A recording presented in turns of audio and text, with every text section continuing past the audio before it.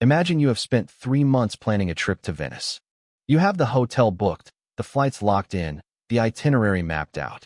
Then you read one line in a travel forum. There is now a cost just to walk into the historic center on busy days.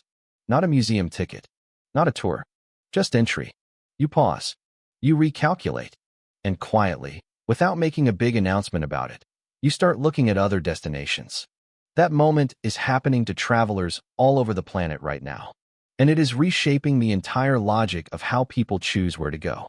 Here is what is actually driving this shift, and why it matters whether you travel once a year or once a decade. Segment 1.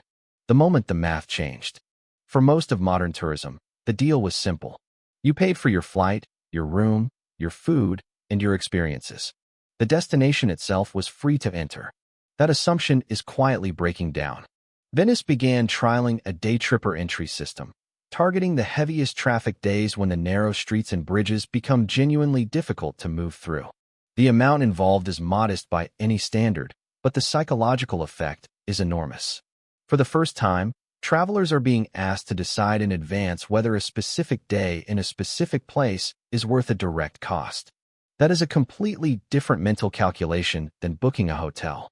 Amsterdam has been restructuring how it manages tourist pressure for several years, adjusting overnight stay levies and actively discouraging certain types of mass tourism marketing. The city has gone as far as telling some categories of potential visitors, openly, that Amsterdam may not be the right destination for them. That kind of messaging from a major European capital would have been unthinkable a decade ago. The pattern is not limited to Europe.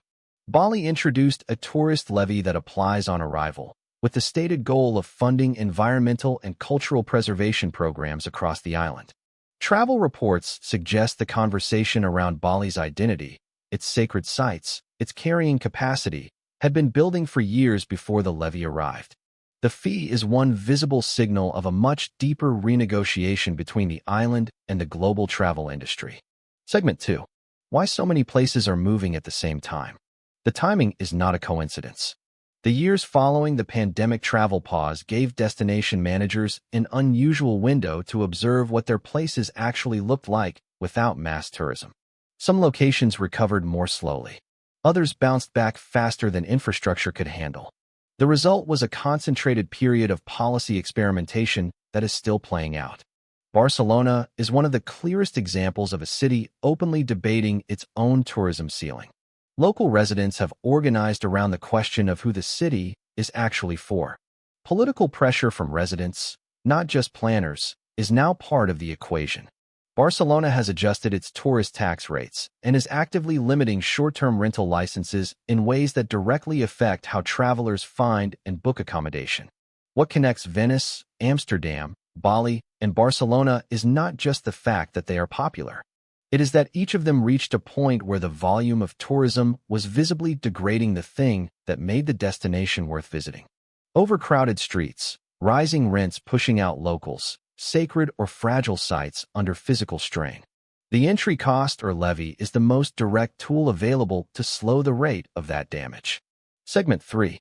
Is it actually working, and who pays the real price? This is where the story gets genuinely complicated. The evidence on whether entry costs reduce overcrowding is mixed. Some travel researchers point out that a modest flat fee does not meaningfully deter wealthier travelers, who represent a significant share of long-haul tourism.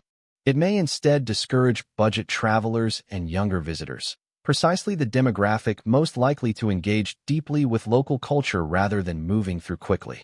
There is also a distributional question that destination managers are still working through. If the goal is to reduce the number of people in a place on a given day, a flat entry cost is a blunt instrument.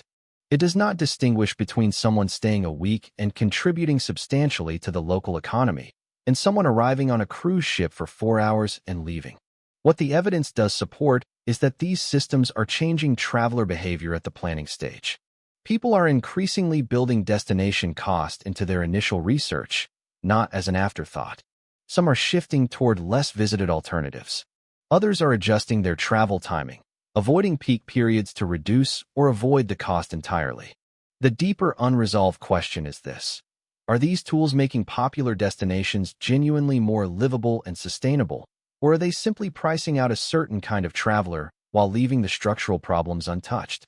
That question does not have a clean answer yet, and it is the reason this conversation is not going away. If you want to understand another quiet infrastructure shift that is changing how people experience travel, look into what is happening with sleep pods in airports. The same logic, less space, smarter design, different kind of traveler, is playing out in a completely different setting.